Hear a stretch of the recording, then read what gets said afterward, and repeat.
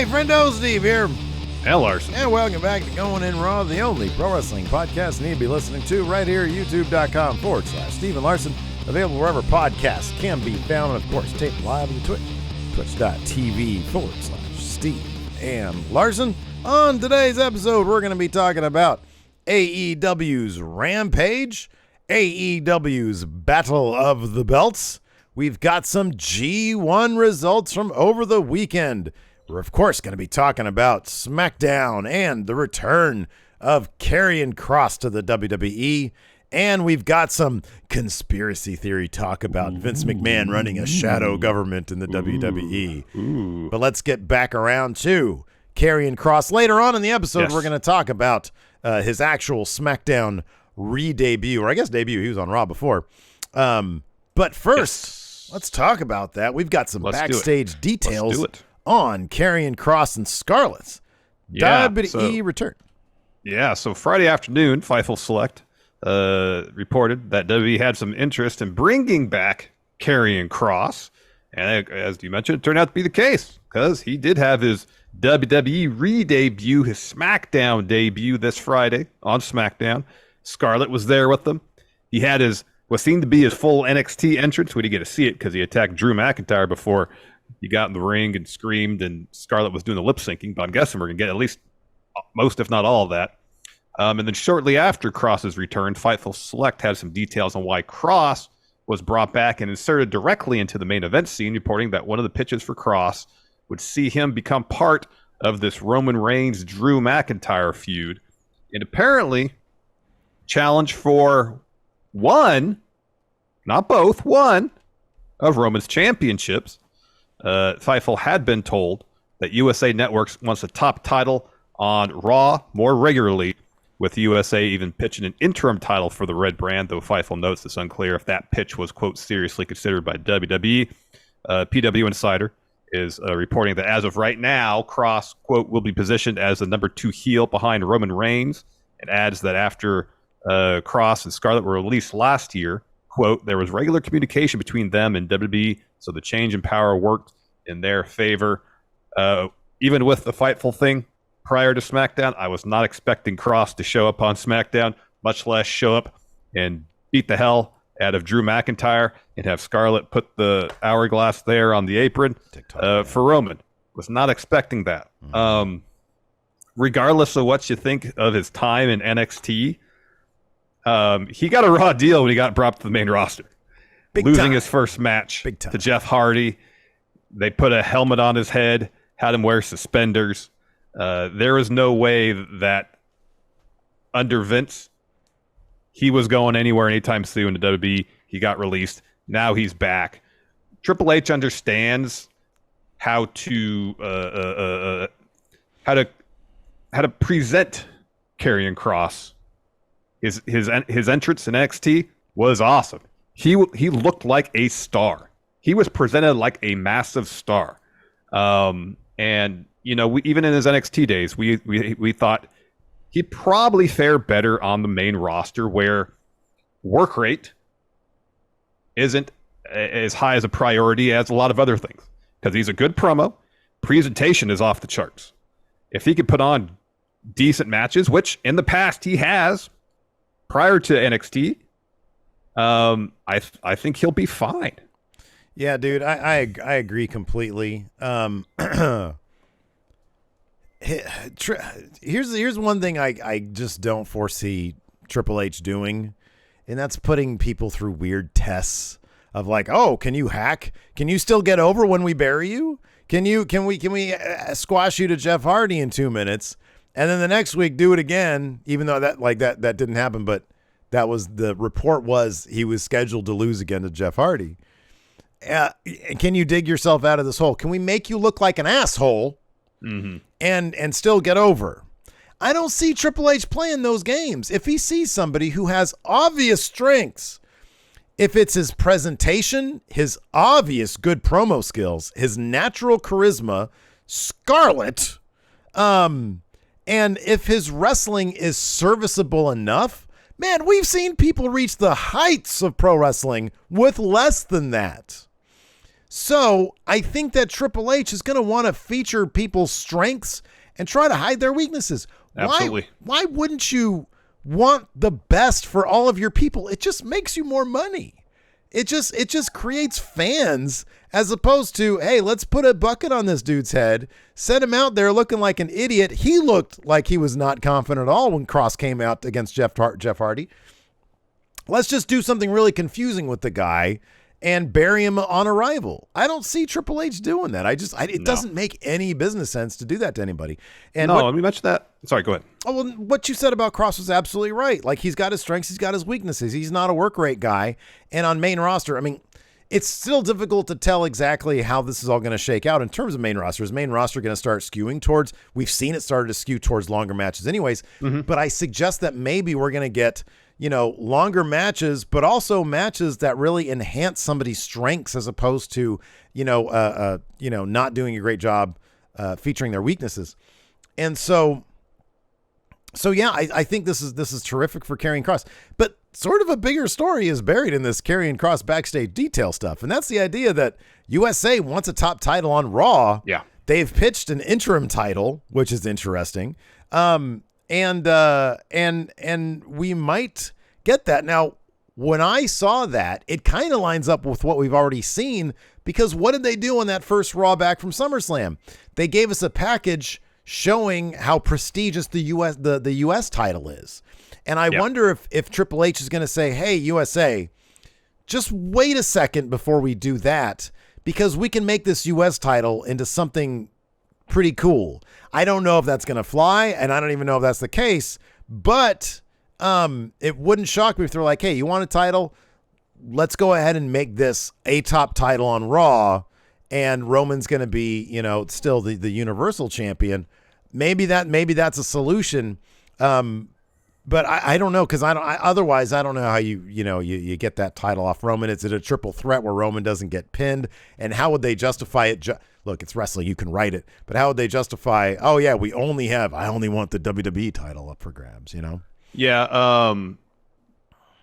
Couple things. Make me backtrack to Kross's in-ring work. So if you watch his work prior to NXT, and it's not like I'm completely and totally well versed in his entire career, but I watched some of the stuff he did in FSW in Las Vegas. Yeah, sure. And he had an awesome match against Timothy Thatcher because it was a match that played to his strengths, his style. I think naturally he's a catch wrestling guy. Yeah, sure. And that's can be a more methodical paced, not any less dramatic if done right, but it can be a more methodically paced match. And I think that this favors his strengths. As far as this USA pitch potentially of either getting one of the titles off Roman or some sort of interim thing, regardless if building up or trying to build up the US title is to placate USA and try in terms of making the US title top title on Raw or not, it benefits the company immensely to build up the US title. Either way, it's a good idea, yeah. Because both the mid-card titles haven't really been booked that well over the last few years. True. So anything you can do to elevate those mid-card belts is a fantastic idea. As far as, I guess, what they could potentially do here with Drew and Roman and Kross is if they have this match at Clash in the Castle or the following show, is do what they did at WrestleMania 2000. I believe with Jericho, it was Benoit and Angle. Yeah, right. Yeah. Where I think Angle had the European and Intercontinental titles. Yeah, 2 out of 3 falls match. First fall is for one belt. 2 falls match. Second fall is for the other belt. And you have one person pin the other person that's not Roman to win the first belt, and then Roman pins whoever to win the final fall. Yeah, it's sort of like, in my opinion, look, I have faith these days that Triple H will be able to write something pretty cool. But the idea that we've had all this time with Roman, I mean, I know it's been since Mania, since he's been the double champ, but the idea being that Roman is like this super final boss. He's sort of like the modern age's Bruno or whatever. And whoever beats him is going to have that one, like that's going to be a big moment. Oh yeah. It'll sort of be watered down a little bit if Roman, now maybe what the idea is, they're saying to USA, hey, we're going to build up this US title in the meantime, like that's going to be the thing. But yes, the plan is maybe not necessarily for the titles to be split after, let's say, I don't know. So we've got Clash of the Castle coming up. They want to get him versus Rock at WrestleMania. Whenever the title comes off Roman, we're going to have it on somebody who's full-time is going to show up on Raw and SmackDown. Mm-hmm. Like maybe it's just, hey, just wait a second. Roman's got this special deal where he doesn't have to show up all the time, but that's going to change once we get that title off him, whether it's Cody or Theory or whomever. They're going to be full-time. They're going to be there all the time, and we'll have a major story running on both shows just for that A title, and then otherwise everything's going to be split. So I don't know. Look, also, winning changes a lot of things, man. That Raw rating was off the chart this past week. It was major. So, yeah, USA might be like, well, we want a major title, but why? Because they want better ratings. If Paul Levesque, the King of Kings, if he can prove that he can deliver that, and fan satisfaction, without that or with just the U.S. title, maybe they'll be amenable to waiting until you have like a full-time undisputed champion. I don't know. It's going to be interesting though that USA is in this and they're saying, hey, we want a top title on Raw too. Yeah. Well, I mean, whenever Roman loses, it's going to be the first step in, assuming he holds both belts until he loses. That will be the first step in eventually splitting the two belts off. I think you're only going to have this undisputed Universal Champion so long as Roman's holding both of them. That could be. That's just my take on it. Let's move on to this. Apparently, some people are having a hard time believing that Vince McMahon has, in fact, truly resigned from WWE. So much so that there are some that are still of the belief that Vince is somehow pulling the strings within WWE, at least to some extent. Damn it. So Fightful Select has a rumor killer in all this conspiracy talk, with a source telling them that, quote, if Vince McMahon was still involved to any degree, neither SummerSlam or WWE Raw would have resembled what they look like. Dakota would not have been brought back. Raw would have been several SummerSlam rematches. And then Fightful was also told that Triple H has already taken steps to improve the backstage environment and that Vince has, quote, no say in day-to-day or creative anymore. So he's pretty definitive. God damn it, let me in. You're ruining this show. PW Insider had some additional details stating, quote, Vince McMahon is not involved with the company in any official capacity beyond his ownership of the majority of the company's stock. We are told that he has not been at W headquarters since his retirement/resignation. He has not been involved in any meetings or any company communication. Now, in regards to the idea that McMahon is running things behind the scenes, that's just not the case. For one, it would be illegal for a publicly traded company to do such a thing. And if that was outed, all hell would break loose on a criminal level. One source noted that they could understand why someone could believe that such a thing could be possible if McMahon family members involved. But the way the corporate structure of the company is laid out with Nick Khan, the board of directors, etc., there are a lot of checks and balances preventing such a thing from happening. God damn it. I answer my text messages. I sent you an electronic mail. Answer it, god damn it. Electronic mail, huh? Fax, huh? Yeah, I'm sending you a telefax.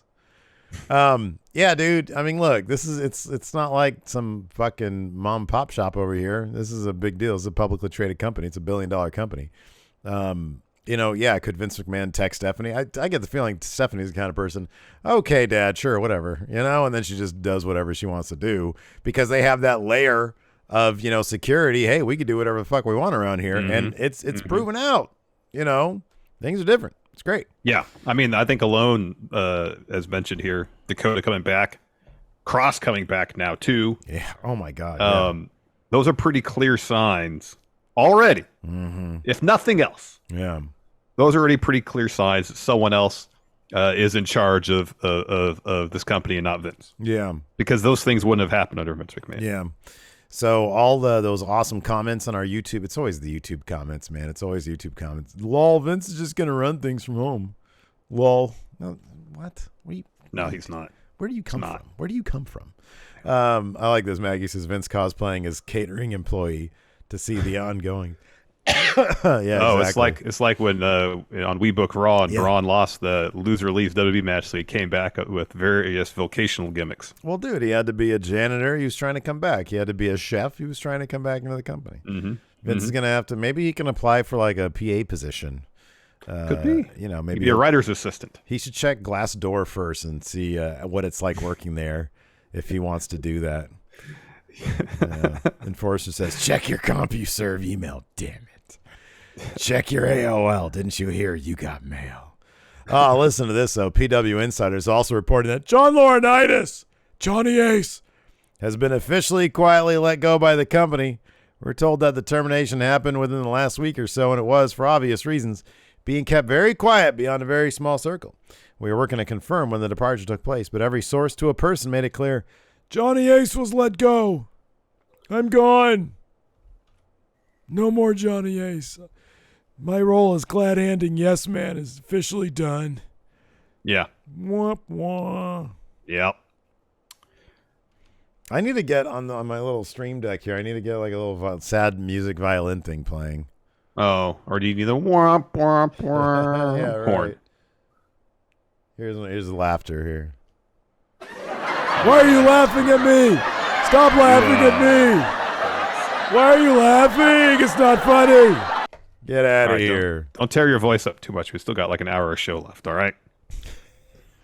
It's already gone, man. It's No, I don't want to go even worse. Sad last we got this days. whole week to get through. sad last days, man. I'm done. All right, let's take a quick break here to get a word from our sponsor, BetterHelp. Hey, Larson, Yes, Steve. you're a shoe guy, so let me ask you a question. All right, sure, yeah. How well would you take care of your shoes if you had to keep the same pair of shoes for the rest of your life? Rest of my life, wow. I mean, I'd probably take really good care of them then. Maybe I'd like wrap them in bubble wrap and then walk with my shoes with bubble wrap around them or something like that. Yeah, you'd use all the bubble wrap. Of course you would. Yet, we only get one brain, and a lot of us don't treat it the same way. See, how we care for our brains and minds can affect how we experience life. So it's important to take the time and care necessary to keep them healthy. And there are plenty of ways you can support your brain health. You could learn a new language, or do what I do and take lots of power naps. Or you could try BetterHelp online therapy. Yeah, there was a period in my life when I was dealing with severe anxiety and I had to look for some help. So I've been through the process of trying to find a therapist, and I know how difficult it can be to find the right person to talk to. But BetterHelp online therapy makes that process much more convenient by offering video, phone, and even live chat therapy sessions. BetterHelp can get you matched up with a therapist in less than 48 hours, and it's much more affordable than in-person therapy. And right now, Going In Raw listeners can get 10% off their first month at betterhelp.com/raw. That's BetterHelp, HELP.com/raw. And let's get a word here from our sponsor, Athletic Greens. Steve, I'm sure you're aware of this. Yeah? Yeah, yes. I have in the past been a bit of a low energy guy. Yeah, you could say so, yeah, maybe? Yeah, no, absolutely. And I've heard you talk about looking for products that will turn you from low energy Larson to let's go Larson. That's true. I have talked about that. And then I discovered Athletic Greens, started taking AG1 because it offers up 75 high-quality vitamins, minerals, whole food source superfoods, probiotics, and adaptogens that not only gives me more energy, it also supports my gut health, my nervous system, my immune system, my energy again, recovery, focus, sleep, mental clarity, and aging. Yeah, man. Lots of people take some sort of multivitamin, and it's crucial to take one with high-quality ingredients that your body can actually absorb. Athletic Greens is the one thing with the best things. Athletic Greens uses the best of the best products based on the latest science, has less than 1 gram of sugar, has no nasty chemicals or anything artificial. You know, Steve, I'm a creature of habit, and I usually have a tough time working things into my usual routine, but I've had no problem working in AG1. I just make a serving before breakfast every morning, and I notice the benefits to my energy levels and digestion pretty quickly. And AG1 can fit into your lifestyle, whether you eat keto, paleo, vegan, dairy-free, or gluten-free, and it costs less than $3 a day. Right now, it's time to reclaim your health and arm your immune system with convenient daily nutrition. It's just 1 scoop in a cup of water every day. That's it. No need for a million different pills and supplements to look out for your health. To make it easy, Athletic Greens is giving you a free 1-year supply of immune-supporting vitamin D and 5 free travel packs with your first purchase. All you have to do is visit athleticgreens.com/raw. Again, that's athleticgreens.com/raw. Take ownership over your health and pick up the ultimate daily nutritional insurance. And before we get back to the show, let's get a word from our sponsor, Liquid IV. We talk about it all the time. Larson and I play basketball every week. We've come to realize that it's really easy to get dehydrated during these hot summer months. Yeah, it is. And as I'm sure you know, Steve, when we're out there playing basketball, I'm working hard trying to keep you out of the paint, and I'm sweating a lot. And the last thing I want to deal with when I'm trying to play some lockdown defense is dehydration, because it completely ruins my day on and off the court. Yeah, man, dehydration's ruined my day before. We're out there banging around on the court. I'm sweating too much, and I get dehydrated. Then I get home, and I just got a headache from dehydration, man. It's the worst. Yeah, it doesn't sound like much fun. But now Liquid IV has become a part of my weekly basketball routine. I usually drink some while we're playing and then some more after we finish. And I've noticed a pretty massive difference. I feel like I'm maintaining my energy levels much better throughout the game. I don't feel as tired or as sore afterwards. And both my wife and myself have been using Liquid IV when we're exercising or just out in the sun. We even brought some with us. We went on vacation a couple weeks ago. Liquid IV has become such a huge part of our routine that we had to order a bunch more just to get us through the rest of this month. Yeah, man, Liquid IV is super easy to use, too. I just put 1 stick of Liquid IV in 16 ounces of water. I'm good to go. Liquid IV hydrates you 2 times faster and more efficiently than water alone, and you have your choice of 10 refreshing flavors like Concord Grape, Lemon Lime, Pina Colada, and my favorite, Tropical Punch.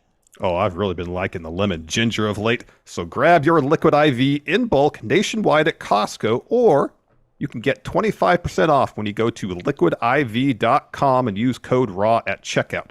That's 25% off anything you order when you shop Better Hydration today using promo code RAW at liquidiv.com. Anyways, let's talk SmackDown. We talked at length already about Karrion Kross's re-debut, SmackDown debut. Even outside of that, it was a pretty enjoyable show. Dude, we got some good matches. We got that gauntlet match determine Liv's next opponent for Clash at the Castle. Yeah, dude. I mean, I feel like just even in a more broad sense, stories are starting to sort of become rejuvenated and set up. You know, it's like this whole time we've had the Sammy Bloodline thing going, but this week felt a little bit different. You know, it's like they're advancing stuff to a degree. You know, they were sent. He was sent to go tell the production truck what Roman wants with his pyro and his presentation, and then he comes back and they finally lay it down to him. We win titles around here at the Bloodline. So if you want to be part of the Bloodline, you got to figure out how to do that. And so that gets Sammy thinking. So what's going to happen now? Is he going to hook up with Kevin Owens and try to take those tag titles off the Usos? Is he going to look at could you imagine Sami Zayn, a Gunther-Sami Zayn feud? That'd be great. If he injects himself, and I know that match has happened on SmackDown this week, but if Sami Zayn wonks that finish and they take that to Clash of the Castle, that would be a triple threat with those 3 guys. Oh, my God. It would be exceptional. Yeah. Absolutely So, exceptional. yeah, like I said, it just seems like things are sort of being set up here. Notable, you mentioned Liv Morgan. She's got a match at Clash. This is going to be happening at Clash of the Castle, yeah, right? Yeah. With Shayna Baszler. And she got heckled by the crowd. Mm-hmm. You tapped They're out. chanting, you tapped out. Yeah. Ouch. She handled it very well. She did. But yeah, this is, and you have to wonder how much of this, like if it's Vince, I'd be like, nah, there's no way he would have seen this happening. But it goes back to our conversation about the SummerSlam match. She taps out, makes her look kind of like an asshole because she's the champion. Yeah. And I don't know, like I feel like putting some obstacles, some hurdles in her way. Now she has to like win back over the crowd, which is always giving her the benefit of the doubt. Mm-hmm. She tapped out. They started chanting that. She had a response. Now she's got to beat Shayna Baszler and not tap out. Mm-hmm. Win them back. That's how you build somebody. That's how you get somebody an over. Arm that's already in a brace following the Ronda match. And now she's got, 3 weeks to recuperate and heal before a match against Shayna, whose whole thing is working arms. So The show, let's dive into it. Show kicked off with Bloodline coming to the arena in some SUVs. And then we go to commentary, and Pat McAfee. I hope this is something he's been pitching for a long time, and Triple H gave to him. Yeah, it's and great. I hope this is something we see on a regular basis. He had Telestrator, and he was going over the finish of his match with Baron Corbin, specifically when he kicked him in the front area. And he replay it, drew a bunch of circles, some speech bubbles. One said, ouch. Wildly entertaining stuff. We go backstage, and Corbin's watching all this on a monitor, and he's surrounded by basically the entire locker room, and they're all laughing at him. Yeah. And then Corbin says, it's not funny. Ricochet says to him, karma, it's a beautiful thing. Corbin says, how about I wipe that smile off your face? And Ricochet says, sure, I'll wait for you in the ring. And we kick off SmackDown. And we kicked off SmackDown, save for a couple minutes some fun with Ricochet versus Baron Corbin. Yeah, man, I like that a lot. Going back to the Telestrator thing, going back to when that first COVID episode of SmackDown, Triple H and the camera, the dude is not afraid to have a little bit of fun sometimes. Yep. With the presentation aspect of things. So I hope in moderate amounts the Telestrator is here to stay. I hope so. That's something I've been pitching for Sammy for years. Oh, absolutely. Years. Yeah, absolutely. I just want a Telestrator in some capacity. Yeah. On my wrestling program. You want one here. You want one for going in Raw, so you can say. Well, no, that'd be doing cool this. and all, but I don't know what I would do. I mean, just circle stuff or what? I don't know. There's not a whole lot of action going on here. Makes sense. Yeah, sure. But that was years ago. That when I was saying that Sammy his gimmick should be he criticizes other people's matches, and doing so he uses a Telestrator. Telestrator's pretty great. This match was a lot of fun. Of course, Baron was distracted by Pat McAfee at ringside or at commentary the whole time. So in the end, of course, Corbin getting distracted by Pat, Ricochet trips up Corbin, who then gets crotched on the top rope because he's up on the top, and he gets crotched. Of course, this is the second time in as many weeks that Corbin had his front area violently shook up a bit. Yeah, attacked, I guess. Ricochet hits a recoil, follows with a big shooting star press to get the win here. And then Pat plays a little bit of catch with Ricochet with a little fan football, and then he gets the football back. He signs it. He punts it into the crowd. He's on commentary, and he still had an impressive punt out into the crowd. That was. He's standing on the commentary table. He's standing on the commentary table. Which, you look at that thing wrong, and it'll fall apart. Mm-hmm. Yeah, I know. So exactly. I was like, oh gosh, if he really tries to boot this ball, he's going to take a tumble, and that whole commentary table is just going to be a pile of rubble. But no, he put enough leg into it to get to the crowd, but without breaking the table. It's pretty cool. Hold on a second. Also, just not to gloss over this, another guy we know Triple H likes, Ricochet, getting a win here. Yeah, pretty huge. Then we are backstage. Sami Zayn walks up to Roman's locker room, knocks. SmackDown rolls on. We come back from commercial. He's still there. The door opens, and the Usos walk out. And so Jimmy, he's all smiles. He says to Sami, "Oh, happy to see you." Or maybe he doesn't say that. I just have it in my notes. Jay, not at all. Scowls. Seething. Just, yeah. So Sami says, what you did at SummerSlam, unbelievable. I want to know how Paul's doing. After SummerSlam, and Jimmy says, hey, he needs a few more days at home. Sami says, yeah, I was texting him. I got some things I need to run by Roman, and he's about to walk in, and then Jay stops him, says, now's not a good time. And Jimmy says, here, we'll text you. We'll text you when it's a good time. Just hold up for now. Just hold up. We got a recap of Liv Morgan versus Ronda Rousey, and then we had Shinsuke versus Ludwig Kaiser. This was a wrestling match against Gunther for Shinsuke. Ludwig really got nothing out of winning here, unless the idea is you just get chopped to death by Gunther for losing, which he did, of course. With a Kinshasa, of course, there's lots of John back and forth between Nakamura and Gunther. Gunther gets in the ring. Nakamura touches the IC title and then gives Gunther a big old come on. This was the most relaxed I had seen Nakamura in the ring in a long time. He had actually able to show off just his natural charisma and personality. It seemed like for the longest time, he just couldn't do that, or didn't do that for whatever reason. Yeah, this seemed like NXT Nakamura in terms of his character work. Yep.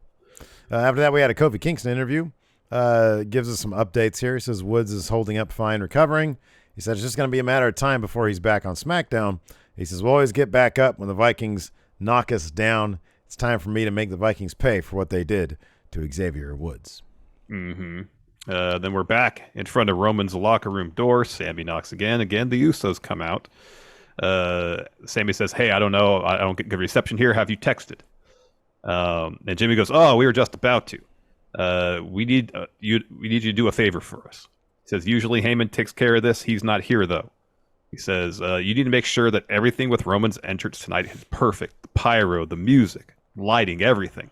And Sammy's like, well, that's not really my job. And Jimmy just says, hey, it'd mean a lot to Roman if you did this. And then kind of hesitantly at first, Sammy says, all right, well, I'll take care of it then. Jay seething. Oh, he just can't wait. Oh, it's like when I used he just wants to. It's like when I used to play basketball when I was a kid with my dad, and then some other scrub kid would walk up wanting to play with us. And my dad had a big heart, so he'd always be like, yeah, come on. And I'd just be sitting there like, Jay, like, fuck away from me. This is my time with my dad. Yeah. I don't want anything to do with you, kid. Anyways, after that, we had a Liv Morgan interview. Liv's got her arm in a really fancy brace, selling the effects of Ronda's armbar. She says, since SummerSlam, I've been feeling so many different emotions. And the crowd starts chanting, you tapped out. And she's like, yes, okay, let's address the elephant in the room. She said, I tapped out. This title means everything to me. That's why I was able to withstand armbar after armbar after armbar. I survived 3 of them, and I only tapped out after that. And then Sonya comes down and says, this is so sad to see. You shouldn't be champion right now. It's pathetic. But it made me happy to see Ronda get her hands on Liv after you screwed her over. It's also a testament to how much Adam Pearce sucks at his job. So tonight, I'm going to win the gauntlet match, and then I'll win the title at Clash at the Castle. That begins the gauntlet match first. We get Sonya versus Aaliyah. Aaliyah gets some stuff in, but eventually Sonya hits a Scorpion Death Drop to get the win. Mm-hmm. Next, Sonya versus Raquel Rodriguez.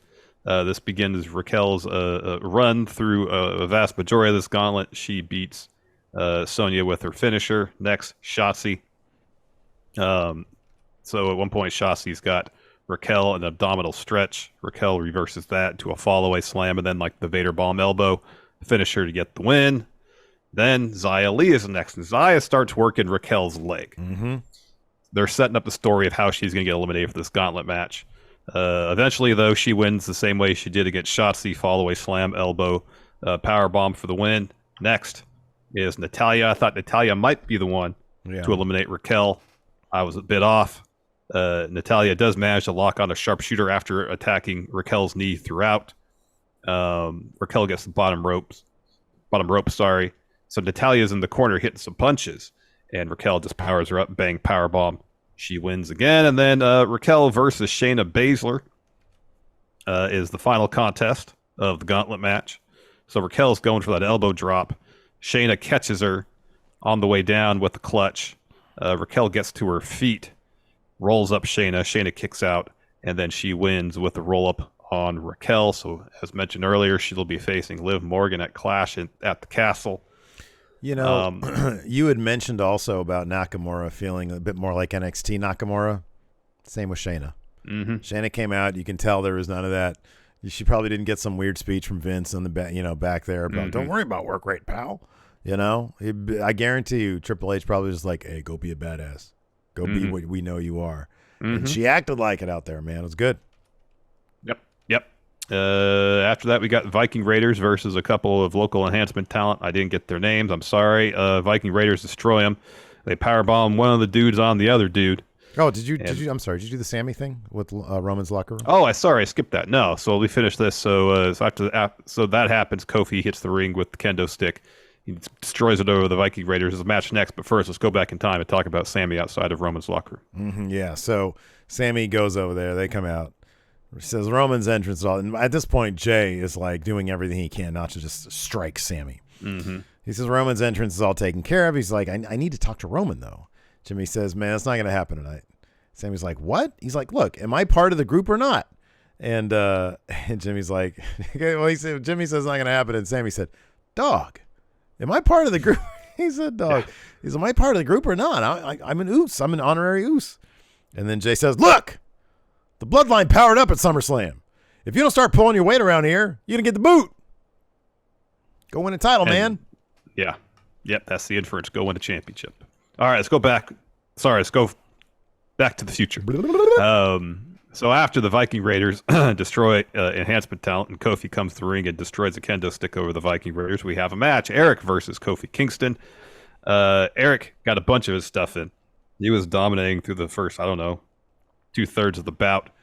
Eventually, Kofi sends Eric out of the ring, hits the trust fall. And Kofi gets the win with the roll-up. Mm-hmm. Which it was at the point in the story where the New Day needed to get something on the Viking Raiders, because this has been pretty one-sided from the beginning. So it makes sense. Hopefully Woods won't be out very much longer, and then we'll get a tag match between the two of them. Maybe a Clash at the Castle, because that could be very, very good. Could be, yeah. Then it was announced that starting on Monday, we're getting a tournament to crown new women's tag team champions. So some of us had expected maybe Sasha and Naomi to show up on SmackDown on Friday. Instead, we got Karrion Kross. How is it going to play out, man? What's your inclination? Do you think they're going to be in the tournament, or do you think whoever wins the tournament is then going to be confronted? Then they're going to come back. They're going to return then. I mean, you could do the thing where someone else wins the tournament and maybe not necessarily a Clash at the Castle. Like, give the people who won the tournament like a moment to celebrate, and then shortly thereafter have Sasha and Naomi show up and say, hey, we never lost those. You only have them because we left them on Johnny Ace's desk. Mm-hmm. We've come back to get them back, though. Mm-hmm. Yeah. I mean, that's kind of tough because, like you said, you want whoever wins this tournament. I think it's going to be the simplest thing. I think they're going to be in the tournament. They're going to win. That's entirely possible, too. Because whoever wins the tournament, they're going to need a little bit of shine. They're going to need a couple pay-per-views of a run, because I just think that's how Triple H is going to do things now. And if Sasha and Naomi show up to confront them, yes, they could easily get sidetracked into a different feud with a different tag team, perhaps. Because I always got the idea that Sasha and Naomi didn't really care necessarily. It's like the FTR thing. We don't care about being champion. We want the tag division to mean something. Mm-hmm. And so you could totally get them in a different feud with other people in the meantime while the other team racks up some wins. But I don't know. It'll be interesting. I kind of half expect Sasha and Naomi to show up tonight, but who knows? It's entirely possible. They also announced that Walter versus Nakamura for the Intercontinental title. It's not happening at Clash in the Castle. It's happening next week on SmackDown. They better give Walter a match at Clash at the Castle. Oh, they have to. Triple H knows, man. He knows. Listen. Easy. They should have an NXT championship match there, or UK championship. They should. Match. They definitely should. Or at least like Usos versus Gallus or something like that. I don't know. Anyways, after that we had Roman Reigns, what was going to be a Roman Reigns Drew McIntyre face-to-face. Roman and the Usos hit the ring first. Roman tells the crowd to acknowledge him. Of course they do. He says, "We know the deal. We defend our titles. We come back to SmackDown and brag about what we accomplished. But there are a few things that need to be addressed first. Number one, Brock Lesnar." The crowd starts booing, and half of them are booing, half of them are cheering. He says, "Hey, I hate Brock too, but I respect him. But I still hate Brock. And we hate Brock because he tried to kill the wise man." He said, "We don't know when Heyman's coming back. That's what happens when you eat an F5. You end up at the hospital." Then Drew McIntyre interrupts, calls Roman the... Did you forget about that? I did. That was never would have happened with Vince in charge. That was kind of shocking. He called Roman the tribal queef. I never expected to hear that word on WWE programming. Nope. Oh boy. He says, "Oh man." He said, "All I want to do is get my hands on Roman, and I can't wait till Clash." Drew starts to make his way to the ring, and then we start to hear, and you guys have probably seen in our reaction to this, I put up pretty quickly of our reaction to Karrion Kross. But like you could see like the stupid little hamster wheels in our head start to spin when we hear the little piano chords or whatever. And then you see like a black and white, like the Tron has that eagle thing, or the Raven or whatever it is. Yeah. Crow, I guess it's a crow. And then it's like, whoa, this seems very familiar. What's happening right now? And then Kross with a luscious head of hair, ready to drop his best Jesse Ventura impression, attacks Drew McIntyre, sends him into the ring steps, rams his head into the ring steps repeatedly, drops Drew with a forearm to the back of the head. Scarlett then gets the hourglass and puts it in the ring, and Karrion points at Roman and does the old watch thing. He says, and it's great because Pat says, "What does that mean?" And then Michael Cole said, "It means TikTok." Woo! Yeah. That was good, It was great. man. That was really. good. That's how you debut somebody from NXT, especially when they were champion. I know. They don't have to win the title. Just make them seem like they're important. I know. And when they debut against Jeff Hardy in a match with no bill and then lose, well, guess what? You're not going to think they're a terribly important addition to the roster. It's always weird shit, man. It doesn't have to be weird shit. Somebody No. shows up with a weird entrance and a bucket on their head, and then, like, Scarlett's not there. It's like, what have you done? Why are you gutting everything that's cool? Stop doing that. I know. AEW had not one but two shows this weekend. Of course, Rampage on Friday and Battle of the Belts 3 on Saturday. These Battle of the Belt shows are nice in one respect because it's just wrestling. You get 3 matches, and it's just wrestling. Yeah. It's a way to blow off some shit. Yeah. Yeah. And it was a fun show. I thought all the matches were solid. I thought the main event was really, really good. I guess we'll just get into it. Kicked off with Jay Lethal versus Wardlow for the TNT title. Fun enough match. Took Wardlow a few attempts to land a power bomb. Of course, he finally did, following a headbutt. He's only been doing one power bomb of late, not the whole symphony. Like his last couple matches, he's won with a single power bomb. Yeah, so anyways, he was doing that when he was trying to prove a point. He's sort of a Rampage fixture now, hanging out with the best friends. He doesn't really have a point to prove anymore, man. I guess not, but seeing him do a bunch of power bombs is just fun. I love Jay Lethal. He cracks me up, dude. Oh, he's funny. Yeah, he's super funny. You know, I was never like a big Jay Lethal guy. I never really got a feel for him much. But as heel with Sanjay and Satnam Singh, this group is wildly funny. And that bit where he's got the better of Wardlow. He comes over towards the camera and he sort of like fixed some non-existent hair and he just sort of nods into the camera. He's so damn funny. He is. So after the bout, Sanjay and Singh attack Wardlow, and then Singh stands on Wardlow's chest and Lethal locks on a figure 4. Eventually, Wardlow fights off Lethal and Sanjay Dutt. Kicks Satnam Singh in the front area. He's looking for a power bomb. Lethal breaks that up, helps Singh hit a backdrop. And then Sanjay and Lethal set up a table, and the Satnam Singh chokeslams Wardlow through it. So we're going to get Wardlow powerbombing Satnam Singh at some point. Yeah, that was a great tease right there. I also liked Jay Lethal holding up that TNT title. Looked good on him.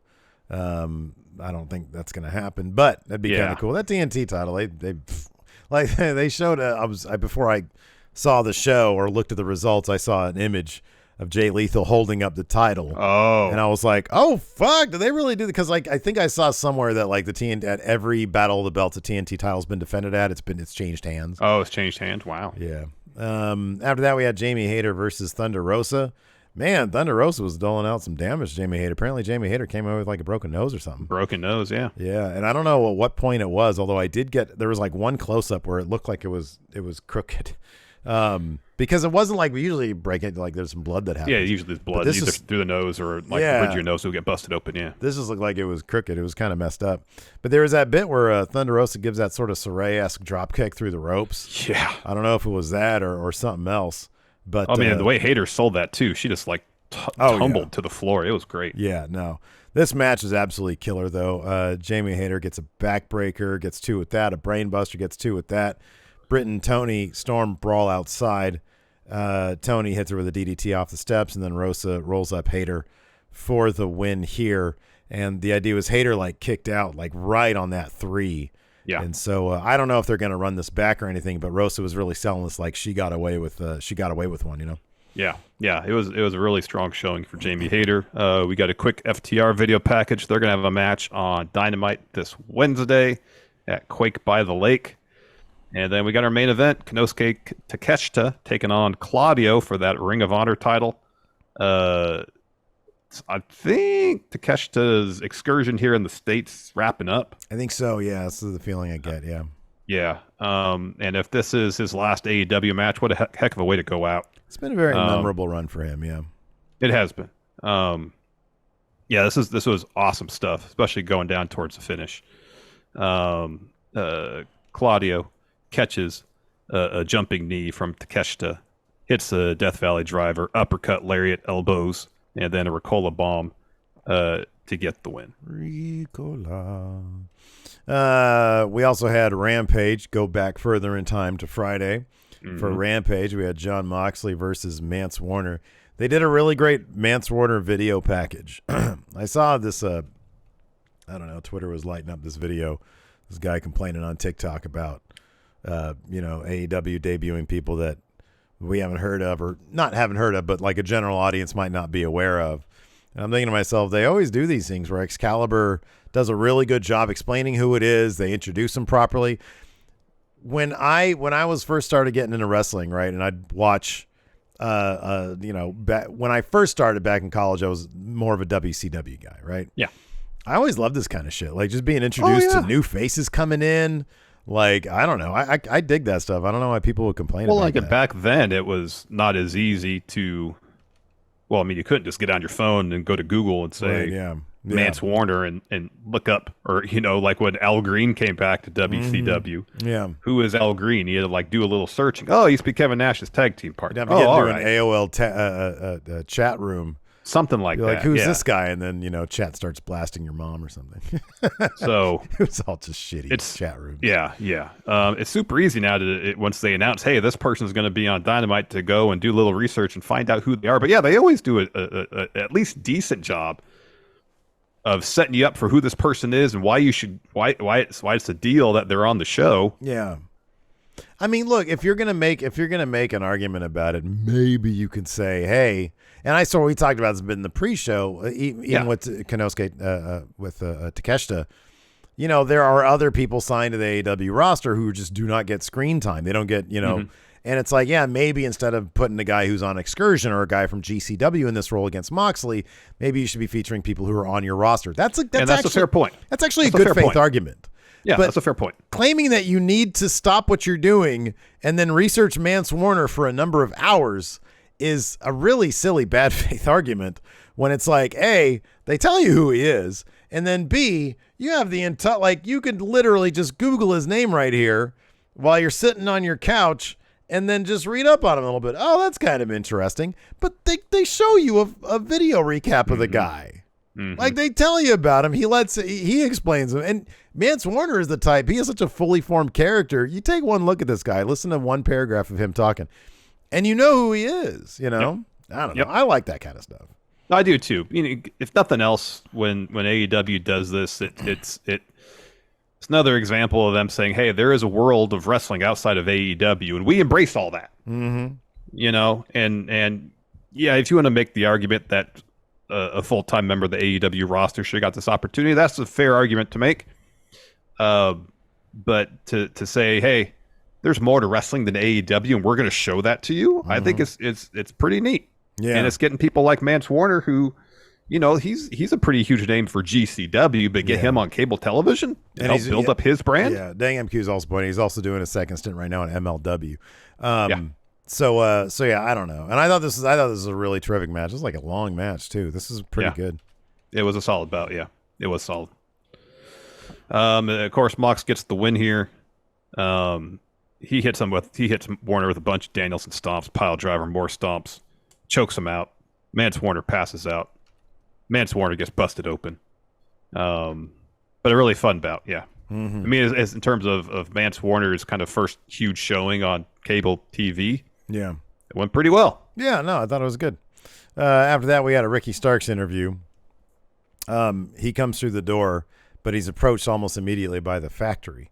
And QT says, it's been 2 weeks in a row that Hobbs has laid you out. Normally, the type of protection I'm about to offer you would cost a lot of money.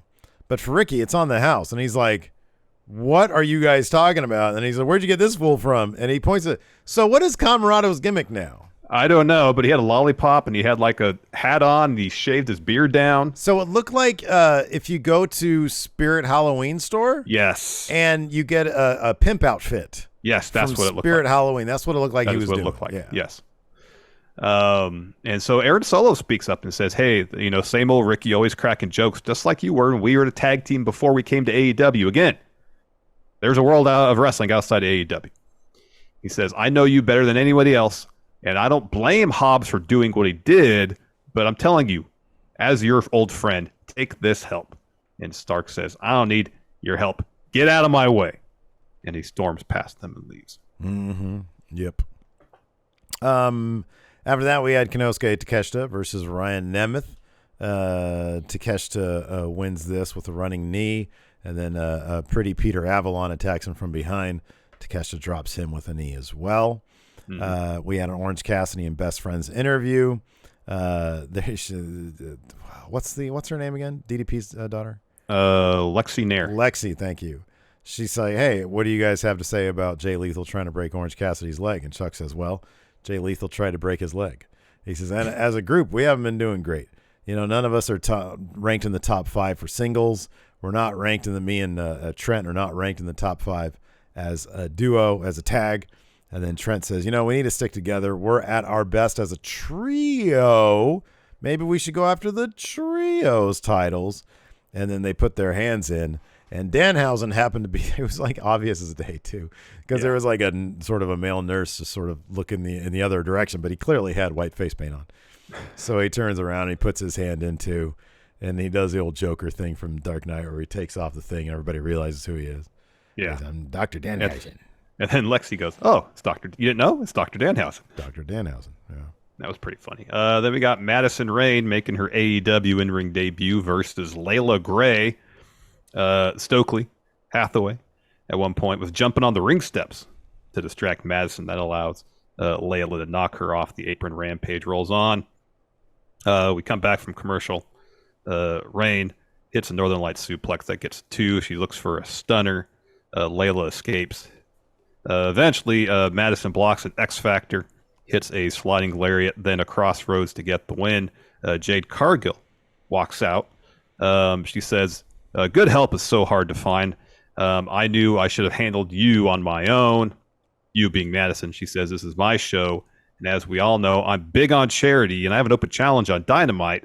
So I'd love for you, Madison, to show up and get your ass beat. And while I'm at it, you should just take a couple days off. So then Kiera Hogan tries to attack Madison from behind. She gets a crossroads from Madison Rayne. Yep. We had a little video package for the Lucha Bros versus Rush and Andrade. That's going to be a hell of a match. Yeah, it is. Speaking of a hell of a match, this main event on Rampage was crazy. Yeah, this is good stuff. We got our typical pre-main event interview. We have Swerve in Our Glory taking on Tony Nese and Josh Woods. So Sterling talks right away, says tonight's street fight. We got the premier athlete, Tony Nese. We also have the technical beast, Josh Woods. And Keith, I think you're very familiar with Josh Woods because he put you to sleep last week. Swerve tells them all to shut up. Says that all that Sterling had to do, rather than do the petition and all that, was approach us like men if you wanted a match. And then Lee says, Sterling, you claim to be smart, but there's nothing smart about asking us for a street fight. He says, Woods, you stepped to the wrong people, and you're going to find out tonight that you'll be just a footnote. This match was a street fight, and it was crazy. Yeah, this is really good stuff, man. That suplex spot with Josh Woods and Keith Lee through those tables. Mm-hmm. Oof. Oh, my gosh. Oof. Wow. Oof. Crazy stuff. Oof. Anyway, Swerve gets the win for his team. Hits a top rope stomp on Tony Nese on a pile of chairs after Tony Nese brought a pile of chairs into the ring. But that's typical. If you bring a weapon to the ring, it's inevitably used on you. It's used on you. It's what happens when you do it, and then it happens to you. Used on you. That's the trope. That's the trope. All right, man, enough of this AEW garbage. Let's talk about the G1. Yeah. Man, or more importantly, come on now, more importantly, who cares about the actual G1? I care about the August Big Red predictions. Larson, Enforcer, just keeps on. So he hasn't been building a wall, but he's been fortifying his wall. His wall remains a 10-point lead over you. So here's the thing. Well, and then 6 over you as well. Yeah, so here's the thing. It's like anytime, like last night, we split on 2 matches. Yeah. We differed on 2 matches. Right down the middle. I got one right. He got one middle. Right. Yeah.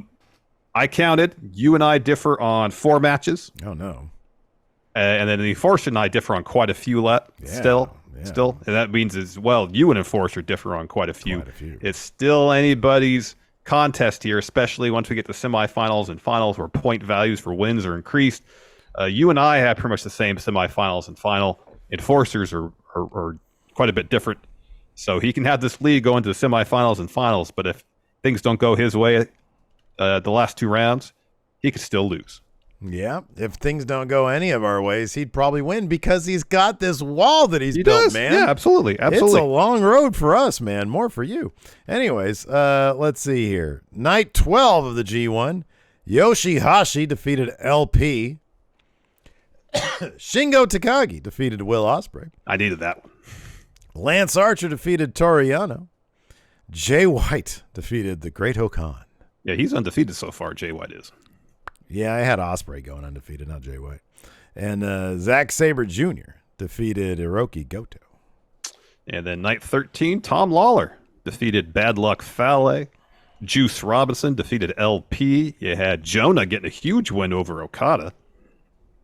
Chase Owens defeated Tomohiro Ishii. And then Evil defeated Aaron Henare. Mm-hmm. Yep. Yeah, the Zack Sabre Jr. post-match promo is the promo of the week. He's great. Talked about exceptional. Once again, George Michael, trying to get some advice from George Michael. George, what do I do? Tekkas. Can you be more specific? No, Tekkas. Now on, if anybody asks me, hey man, can I get advice? I got this fucking, relationship issue right here. I'm trying to work through. I got one word for him, man. Tekkers. That's all you need in life, really. Just tekkers. Mm-hmm. Mm-hmm. Anyways, you know what tekkers are? Is to be technically adept at something. It's the technique, man. That's all you need. Yeah. All you need is the technique, and you'd be fine in any. Why is it so dark over there? That sun ran away from you, man. Well, it's less the sun running away, the more the clouds going in front of the sun. And they're building a wall like the Enforcer has built a wall. Right now, I gotta hope that wall will part. And much like in the G1, I could squeeze in there between the parting of the walls and get that win. You know what might help you? Tekkers. Just tekkers, man. Well, it's too late to change anything now. We did our picks like a month ago. Oh, man, you should have had tekkers back then, man. You know what I should have done? Because I made my picks initially. I should have stuck with that rather than thinking about it even more. Okay. I thought about it more, changed a bunch of stuff. You are the king of second-guessing yourself. Well, afterwards, you're like, oh, I should have done this. We all do what we do, man. Anyway. There's a Raw tonight, Steve. There is a Raw tonight. There's already a Raw preview up. Wow. 2 bouts announced. Rey Mysterio to face off against Judgment Day's Finn Balor. Finn Balor. Yeah, that'll be good. Bobby Lashley is going to defend his United States Championship against the unpredictable Ciampa. That's what it says here. The unpredictable Ciampa. That'll be a good match. They're in Cleveland. There's another Cleveland native in the form of John Gargano. John. I wonder if they've, how they said in the Kross piece that they were keeping in contact with the Kross the whole time they were gone. Mm-hmm. I will guarantee if he was keeping in contact with Kross, he was keeping in contact with John. Yeah, man. I would be very, very, very, very surprised if Gargano doesn't end up back in WWE. I agree. I 1,000% agree. Him and Candice LeRae. Yeah. Holy shit. Oh boy. Yeah, that's going to be very, good. very surprised. Man, dude, I'm telling you, if Candice shows up, you put her and Indy in that tag tournament. Oh man, that'd be great. Oh, that'd be great. When are they calling up Indy Hartwell? God damn it, man! I know. It's been forever. Should have happened already. It's been forever. Anyways, we're gonna answer some questions over at the Friendo Club TV channel. Thanks everybody for tuning in. We appreciate it. Until next time, we'll talk to you later.